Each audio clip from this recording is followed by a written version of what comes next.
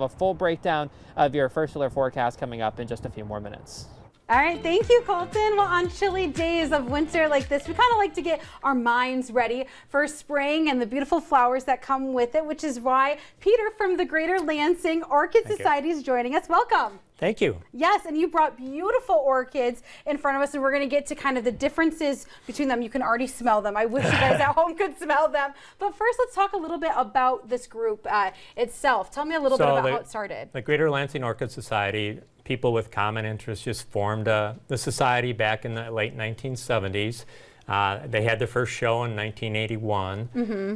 Since 1996, they've been having shows at MSU. We have our shows at the Plant and Soil Science Building at MSU. And it's just, you know, you get an orchid and you say, oh, I've done good, so I get another one, and pretty soon you have 10 or 20, or I topped out at 200 in my house. You have 200 orchids in your house? Well, that was in my house. Okay. And then as I was getting ready to retire, I gave myself a gift of a greenhouse. Oh, okay. So now I have about 1,000 orchids. Oh my goodness. So it's gone a little, you know. But you know what? If you love something, I do. Might as well. And you love to take care of it, because obviously these are a lot of work. But let's talk a little bit about the orchids that you did bring with us today, because there are some beautiful ones, and they're differences. So so this is a little dendrobium. It won't get much bigger than this, but the flowers are it's a little fragrance to it, very colorful. I love how it's smaller, and is that easier to maintain? This is a lady slipper orchid. Oh. A Paphiopedilum. Oh my gosh, you can see it if I had an angle that it's there. It does look like a lady slipper. And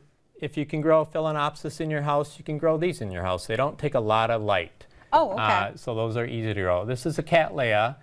They come in many colors. You can get orange and blues and things like that. These are take a little more sunlight. Okay. So not always good for the house if you don't have a strong east window for them to be put in. This is a Dendrochilum, and as you notice, it was very fragrant. Oh yes, friends, I wish you guys could smell it. Sometimes they're out of my greenhouse, and if something comes in a bloom that's fragrant, I bring it in the house. It just fills up the house. So it's very, very fragrant. It's a good hobby. Yeah. Like I say, you can get overboard on things. But that's okay. A lot of plant people say, well, you can always buy it. You can always fit one more in. Well, sometimes you can't. Someone who has 1,000 would know that. But I'm trying to cut back. Well, if people do want to learn more about these beautiful orchids and maybe buy one, you guys have an upcoming show on the 25th or 24th and 25th. 25th and 26th. That's it's a Saturday and Sunday. Our hours on Saturday are 11 to 5. Our hours on Sunday are 11 to 4. So we'll have about 11 vendors there, and they'll bring in hundreds of orchids, maybe thousands. Some will be in bloom, some won't be in bloom. But if anybody's interested in orchid, they can ask the vendor, how do I grow this? Well, or say, here's what I have in my house. What orchid do you have that I can grow in my house? Right. So they'll give you all that information.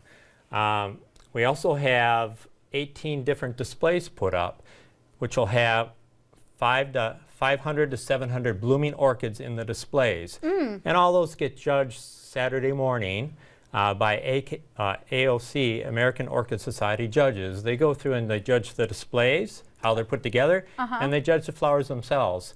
And if they find something really special, say like this, they might pull it for more refined judging. Okay. So that's all fun.